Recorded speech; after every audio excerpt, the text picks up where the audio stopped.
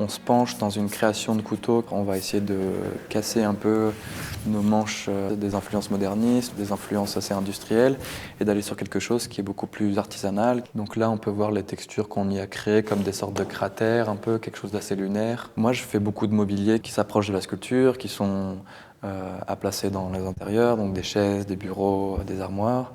Et quand il était question d'en venir à quelque chose de plus petit, on a tout de suite pensé à faire quelque chose autour des assiettes, des verres ou des couverts.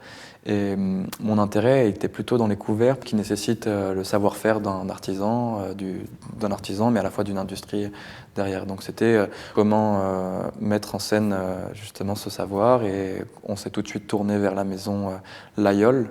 Dans cette histoire-là, c'était intéressant de savoir comment on allait pouvoir associer la main de l'artiste avec la main de l'artisan.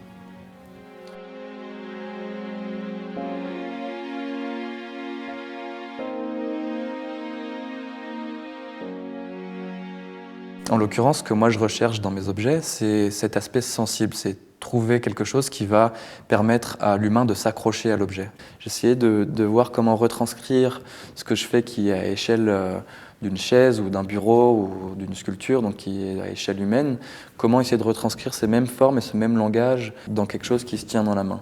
Et donc du coup, j'ai essayé d'imaginer ces formes qui puissent être un arbre à se redéfinir à une échelle qui est plus petite, qui peut devenir une branche par exemple. Et donc comment essayer de retranscrire ces deux échelles, mais qui peut aussi à la fois d'une façon abstraite faire référence au minéral, à l'organique, à une astéroïde, donc quelque chose qui soit vraiment entre tous ces éléments, qu'on ait vraiment cet aspect à la fois naturel, mais à la fois qui raccroche à l'environnement autour de Layol et Layol en Aubrac.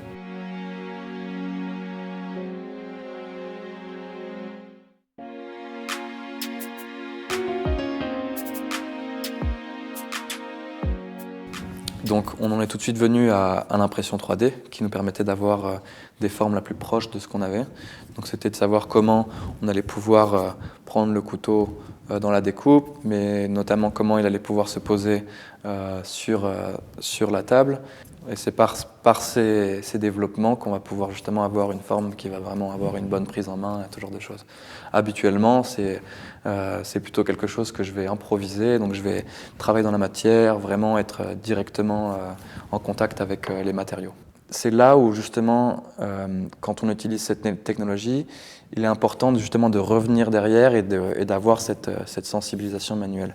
Et donc moi, ce que je vais essayer de faire, c'est justement d'aller sculpter la matière, d'aller enlever, rajouter, pour trouver le bon juste milieu entre tout ça.